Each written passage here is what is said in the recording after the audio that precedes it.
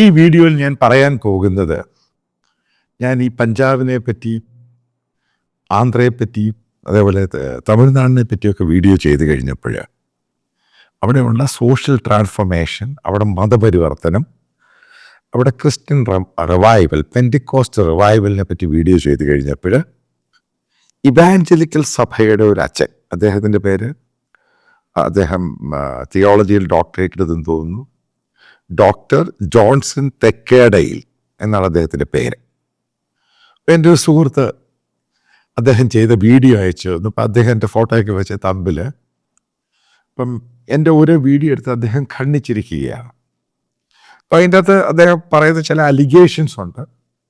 അദ്ദേഹം പറയുന്നുണ്ട്, ഞാൻ സീനിയർ ജേർണലിസ്റ്റാണ്, പക്ഷെ ഞാൻ ഉപയോഗിക്കുന്ന ഭാഷ അനിൽ ആൻ്റണിക്കെതിരെ പറഞ്ഞ ഭാഷ ശരിയല്ല. ഞാൻ അനിൽ ആൻ്റണിയെ പറഞ്ഞത് മൊണ്ണ എന്ന്. അപ്പം ഞാൻ ആ വീഡിയോയുടെ ചില പോയിന്റുകൾ എടുത്തിട്ട് ഞാൻ അച്ഛന് വേണ്ടിയും ഈ കഥ, അദ്ദേഹത്തിൻ്റെ ശ്രോതാക്കളൊക്കെ ഉണ്ട്, പല ആൾക്കാർ ഇത് കണ്ടിട്ട് എനിക്ക് അയച്ചു തന്നു. അപ്പം എന്നോട് ഇപ്പം ഞാൻ ആദ്യം എൻ്റെ ഒരു സീനിയർ സുഹൃത്തിനോട് ചോദിച്ചു, ഞാനിതിന് മറുപടി കൊടുക്കണോ വേണ്ടായോ. നിങ്ങൾക്കറിയാം, ഞാൻ ഇതുപോലുള്ള സംഭവത്തിനൊന്നും മറുപടി കൊടുക്കുന്ന ഒരാളല്ല. അപ്പോൾ പക്ഷേ ഇദ്ദേഹം ഒരു വെൽ റെസ്പെക്റ്റഡ് ആയിട്ടുള്ള ഒരു പ്രീസ്റ്റാണ്.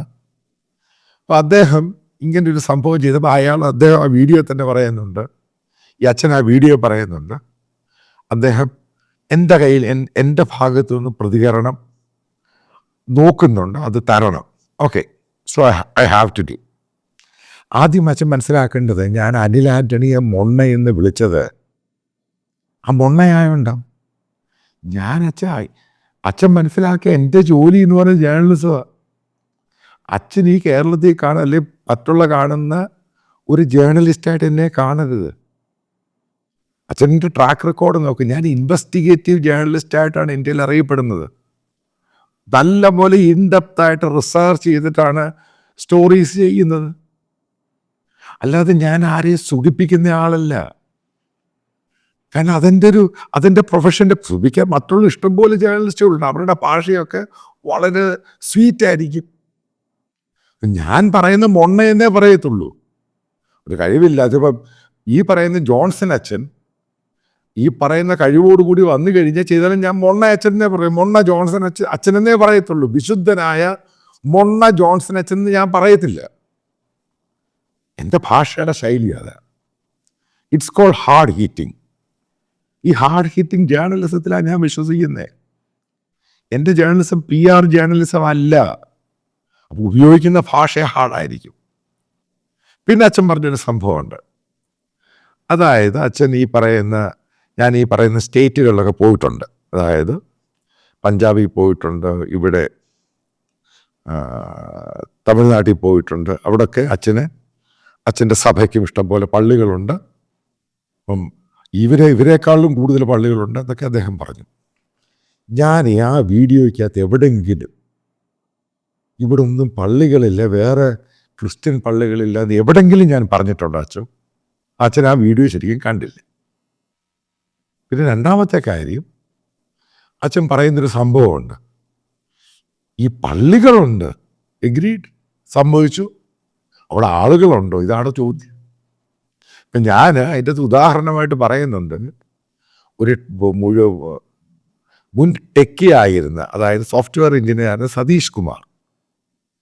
അദ്ദേഹം ഈ തെലങ്കാനയിൽ ഹൈദരാബാദിൽ നടത്തുന്ന ചർച്ചിൽ അവിടുത്തെ മെമ്പേഴ്സ്, രജിസ്റ്റേർഡ് മെമ്പേഴ്സ് 3 ലക്ഷമാണ്.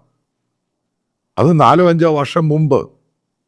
ഇപ്പോഴ് രജിസ്റ്റർ ചെയ്യാതെ ഈ ഒറ്റ ചർച്ച ഇതിൻ്റെ സാറ്റലൈറ്റ്, ബാക്കിയുള്ള ആൾക്കാർ ഇരിക്കുന്ന സാറ്റലൈറ്റ് രീതിയിൽ പല ഹോളുകളിലായിട്ടായിരിക്കും. പക്ഷേ ചർച്ചിൻ്റെ വർഷിപ്പ് നടക്കുന്നത് ഒറ്റ ചർച്ചയായിട്ട് ഇത് കാണുന്നേ.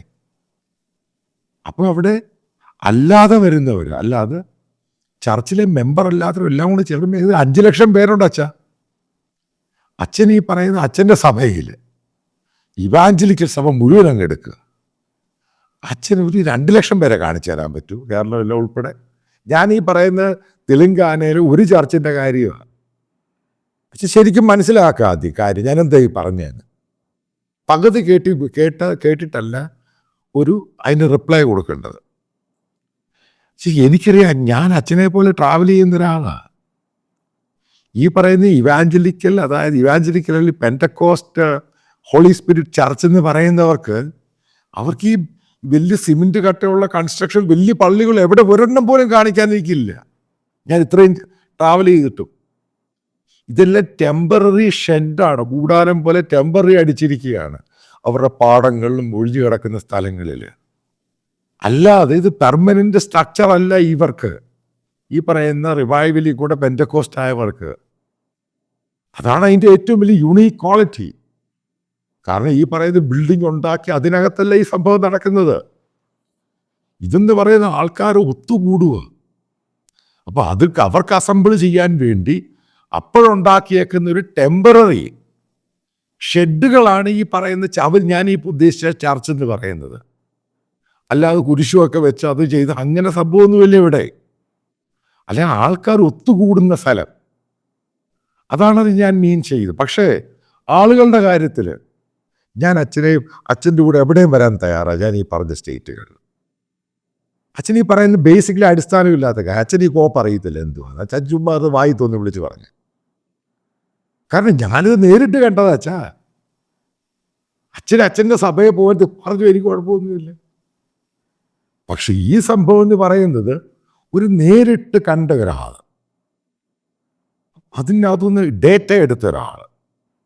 അപ്പം അയാൾ പറയുന്നതും ഈ പറയുന്ന ഈ കൺസ്ട്രക്ട് ചെയ്യുന്ന ചർച്ചും കൊണ്ട് അതിൻ്റെ ആളുമില്ല. ഞാൻ തെളിവ് തരാം.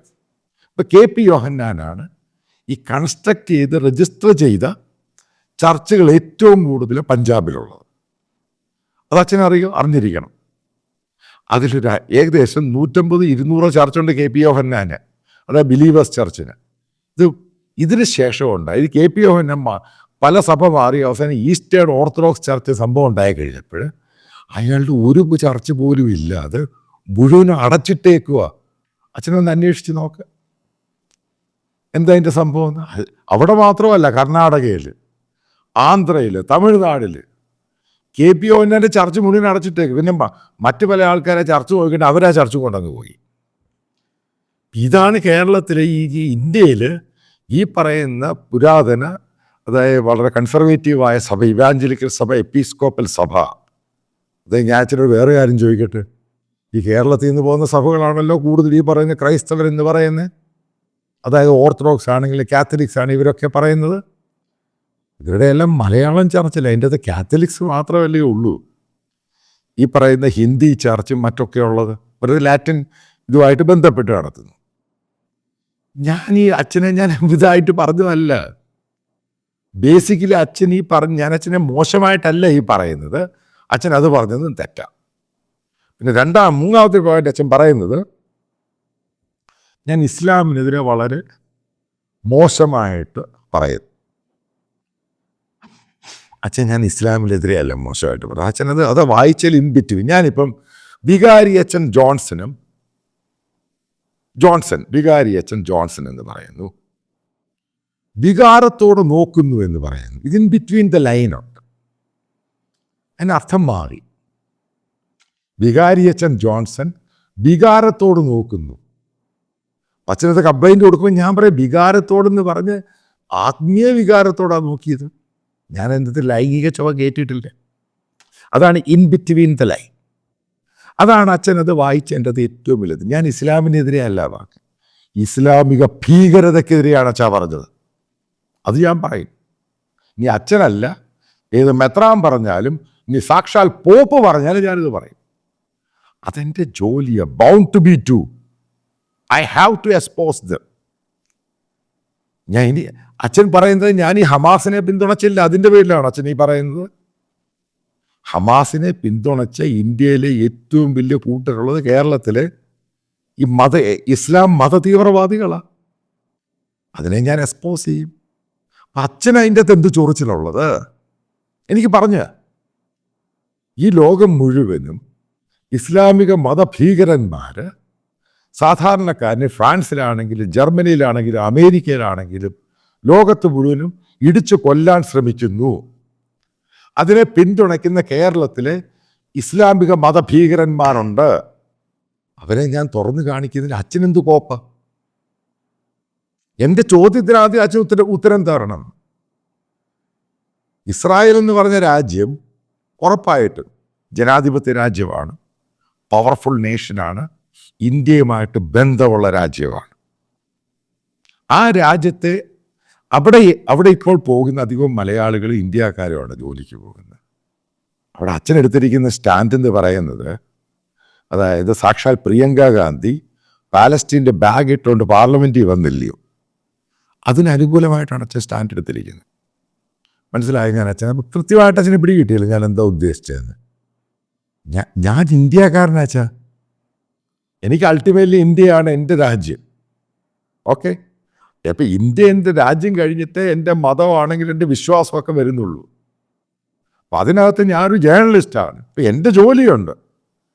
ആ ജോലി എന്ന് പറഞ്ഞ് അച്ഛൻ ചെയ്യുന്ന പോലെ പള്ളിയും കുർബാനയും സുവിശേഷം പറയുന്ന പോലെ തന്നെ ഫോർത്ത് എസ്റ്റേറ്റ് എന്ന് പറഞ്ഞൊരു മീഡിയ ഗായ്, അയാൾ എന്താ ചെയ്യുന്നത്? അയാൾ ചെയ്യുന്നൊരു ജോലിയുണ്ട്, അത് ഞാൻ ചെയ്യുന്നൊരു ജോലിയുണ്ട്. അപ്പം അതിൻ്റെ ഭാഗമായിട്ട് ഈ പറയുന്ന മതഭീകരത ഞാൻ തുറന്നു കാണിക്കും. ഇത്രയും മാത്രം മതഭീകരതയും പ്രശ്നമുണ്ടായിട്ട് അച്ഛനതിനെപ്പറ്റി ഒരു ബോധമില്ലയോ? അച്ഛനതിനെപ്പറ്റി എന്തോ തോന്നലുണ്ടായിട്ടുള്ളത്?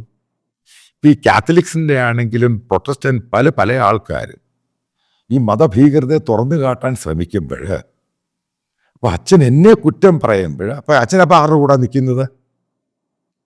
ഞാൻ അച്ഛൻ എൻ്റെ കൂടെ നിൽക്കാൻ വേണ്ടിയല്ല പറയുന്നത്. പക്ഷെ അച്ഛൻ എന്നെ എനിക്കെതിരെ ഈ ക്രിട്ടിസൈസ് ചെയ്യുമ്പോൾ അതിൻ്റെ വശങ്ങളും കൂടെ ജോൺസൺ അച്ഛൻ പഠിച്ചിരിക്കുന്നത് നല്ലതാണ്. അത് ആവശ്യം. കാരണം ഇസ്ലാമിക രാജ്യങ്ങളിൽ ഈ പറയുന്ന മതതീവ്രവാദികൾ ഉദ്ദേശിച്ചിരിക്കുന്നത് ഇസ്ലാം ഒഴികെയുള്ളവരെല്ലാം കാഫിറാണ്. അതല്ലേ ഞാൻ പറഞ്ഞുള്ളൂ. അത് പറയുന്നതിൽ എന്താ തെറ്റേത്? അവർ ഇസ്ലാമിക വിശ്വാസികൾ, അതായത് മതതീവ്രവാദികൾ ഈ കാഫിർ എന്ന് പറഞ്ഞ വാക്ക് തെറ്റാന്ന് പറഞ്ഞിട്ടുണ്ടോ? ഇല്ല. അപ്പം അതിനെ ഞാൻ പറയുമ്പോൾ അച്ഛനെന്താ ചൊറിച്ചിലിൻ്റെ കാര്യം? അടുത്തൊരു പോയിന്റ്, ലാസ്റ്റ് പോയിന്റ്, അച്ഛൻ പറഞ്ഞു അച്ഛന് അറിയാൻ താല്പര്യമുണ്ട്, ഞാൻ BJPയെ പിന്തുണയ്ക്കുന്നു. നേരത്തെ 2001 BJPക്ക് എതിരായിട്ടാണ് പ്രവർത്തിച്ചത്. അച്ഛനൊരു കാര്യം മനസ്സിലാക്കണം. ഇവിടെയാണ് അച്ഛൻ പലതും പഠിക്കണമെന്ന് പറയുന്നത്. ഞാൻ 2001 തെഹൽക്കെ ജോലി ചെയ്യുന്ന സമയത്താണ് ഇൻവെസ്റ്റിഗേറ്റ് തെഹൽക്കെ എക്സ്പോസ്, അതായത് ഓപ്പറേഷൻ വെസ്റ്ററ്റ് എന്ന സംഭവം പുറത്തു കൊണ്ടുവന്നത്. അതിനു മുമ്പ് ഞാൻ ചെയ്ത സ്റ്റോറിയാണ് cricket match fixing. Azharuddin, Ajay Jadeja ഇങ്ങനെയുള്ള ആൾക്കാരെ പുറത്തു കൊണ്ടുവന്നത്. അപ്പോൾ ഈ സമയത്ത് ഞാൻ ക്രിക്കറ്റ് മാച്ച് ഫിക്സിങ് ചെയ്യുമ്പോൾ ഇന്ത്യൻ ക്രിക്കറ്റിൽ, ലോക ക്രിക്കറ്റിൽ ആ കളിക്കുന്നവർക്കെതിരെയാണ് ചെയ്യുന്നത്. അപ്പം അതേപോലെ തന്നെ ഞാൻ ഈ ഓപ്പറേഷൻ വെസ്റ്റൻഡ് എന്ന് പറഞ്ഞ ഡിഫൻസിൻ്റെ എക്സ്പോസ് ചെയ്ത് കഴിഞ്ഞപ്പോൾ ആരായിരുന്നു ഇന്ത്യ ഭരിച്ചിരുന്നത്? BJP ആയിരുന്നു. അപ്പം അത് ഡയറക്റ്റായിട്ട് പോകുന്നത് BJPക്കെതിരെയാണ്. അതിനെ അച്ഛൻ വ്യാഖ്യാനിച്ചിട്ട് ഞാൻ അന്ന് BJPക്കെതിരായിരുന്നു, കോൺഗ്രസിൻ്റെ കൂടെയായിരുന്നു എന്ന് പറയുന്നത് അച്ഛൻ ഈ ലോകത്ത് ഇതിനെപ്പറ്റി വലിയ കാര്യമൊന്നും അറിയത്തില്ല. ആരാണ് ഭരണത്തിലിരിക്കുന്നത് അവർക്കെതിരെയാണ് ചെയ്യുന്നത്. അങ്ങനെ ഇത് പോകുന്നത്. അതിനുശേഷം എടപ്പാടി പളനിസ്വാമിക്കെതിരെയല്ല ചെയ്തത്. അത് ഞാൻ ഈ ജയലളിതയുടെ അവിടെ കോടനാട് എസ്റ്റേറ്റിൽ 5 പേരെ കൊല്ലപ്പെട്ടു.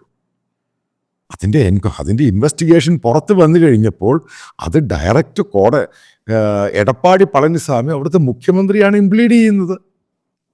അപ്പോൾ അയാളാണ്. അപ്പം ഇത് തുടക്കുന്ന സമയം നമുക്ക് അറിയത്തില്ലല്ലോ അച്ഛോ എവിടെ ഇത് പോകുന്നതെന്നേ.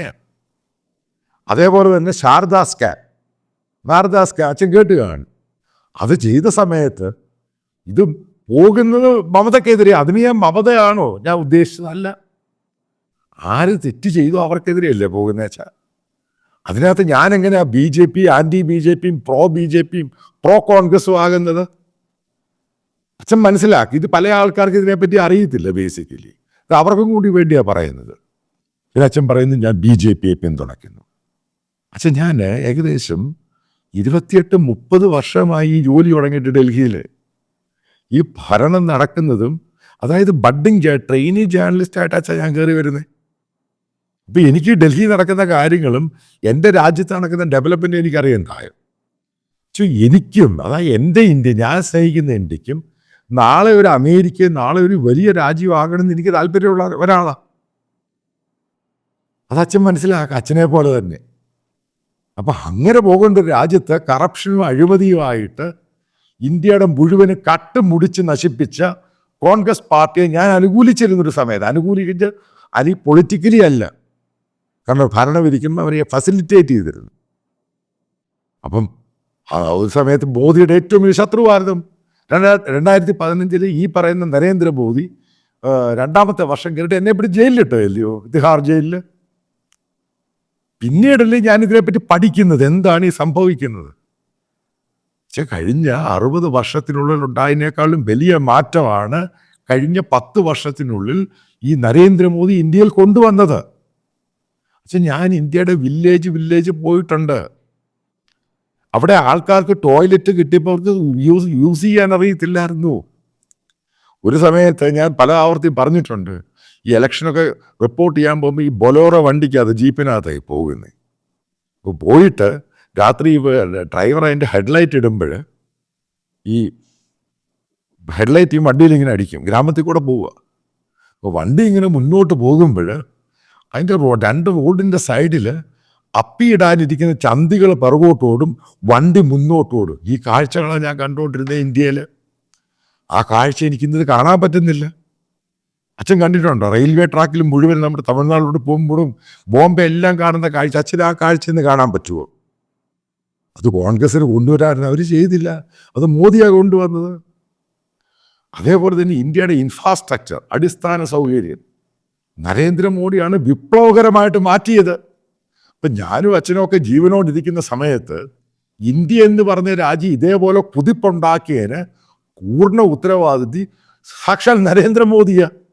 ഞാനെങ്ങനെ അയാളെ പിന്തുണയ്ക്കാതിരിക്കും? എൻ്റെ രാജ്യം ഭരിക്കുന്ന, അതേപോലെ എല്ലാ ദിവസവും ദീപാവലിയും വിഷുവുമായിട്ട് പടക്കം, അതേപോലെ ബോംബ് ഇന്ത്യയുടെ എല്ലായിടത്തും പൊട്ടുക. ഒരാൾക്ക് പോലും പുറത്തിറങ്ങാൻ പേടി. 5 or 6 ബോംബ് സ്ഫോടനം നേരിട്ട് കണ്ടിട്ടുണ്ട്. കാരണം ഡൽഹിക്കാരന്, ജേർണലിസ്റ്റോ കറങ്ങി നടക്കുന്നവന് ഇന്ന് എവിടെയെങ്കിലും വെച്ചാൽ ബോംബ് പൊട്ടുന്നത് കണ്ടിട്ടുണ്ടോ? ഇതൊക്കെ കൊണ്ട് വെച്ചാൽ ഞാൻ ഈ മോദിയെയും BJP പിന്തുണയ്ക്കുന്നത്. അച്ഛൻ അതിനകത്ത് കുണ്ടുകളുണ്ടെങ്കിൽ അച്ഛൻ രാഹുൽ ഗാന്ധിയും പ്രിയങ്ക ഗാന്ധിയും പിന്തുണച്ചു. എനിക്കതിൻ്റെ യാതൊരു വിരോധവുമില്ല. പക്ഷേ എൻ്റെ എക്സ്പീരിയൻസ് ഞാൻ പറയും, അത് എനിക്ക് ഇന്ത്യയിൽ തന്ന ഫ്രീഡമാണ്. എൻ്റെ രാജ്യത്ത് എനിക്ക് ഫ്രീഡമുണ്ട്. ആ ഫ്രീഡം അനുസരിച്ച് ഞാൻ പറയും. ഞാൻ അച്ഛനോട് നിർബന്ധിക്കുന്നതിൽ എൻ്റെ ചാനൽ കാണും. ഞാൻ അച്ഛൻ്റെ ചാനൽ ഇപ്പോഴാണ് കാണാൻ തുടങ്ങിയത്. അതുകൊണ്ട് എൻ്റെ രീതിയിൽ ഞാൻ പറയും, എൻ്റെ രീതിയിൽ ഞാൻ പോകും. എനിക്ക് ഇന്ത്യൻ രാജ്യത്തോട് മാത്രമേ എൻ്റെ അക്കൗണ്ടബിലിറ്റി ഉള്ളൂ. അല്ലാതെ എനിക്കൊരു പൊളിറ്റിക്കൽ പാർട്ടിയോടും അച്ഛൻ ഉദ്ദേശിക്കുന്ന പ്രിയങ്കയോടും രാഹുലിനോടും ഇവിടുത്തെ കോൺഗ്രസ്സുകാരനോടും ഒരു പൊളിറ്റിക്കൽ പാർട്ടിയോടും എനിക്ക് അക്കൗണ്ടബിലിറ്റി ഇല്ല. എൻ്റെ രാജ്യത്തോട് മാത്രമാണ് എൻ്റെ അക്കൗണ്ടബിലിറ്റി. മതഭീകരതയെ പൂർണ്ണമായിട്ട് എതിർക്കും. എൻ്റെ നിലപാട് ശരിയാണ് എന്ന് തന്നെയാണ് എൻ്റെ ഒരു വിശ്വാസം. ആ വിശ്വാസത്തിൽ തന്നെ ഞാൻ മുന്നോട്ട് പോകും.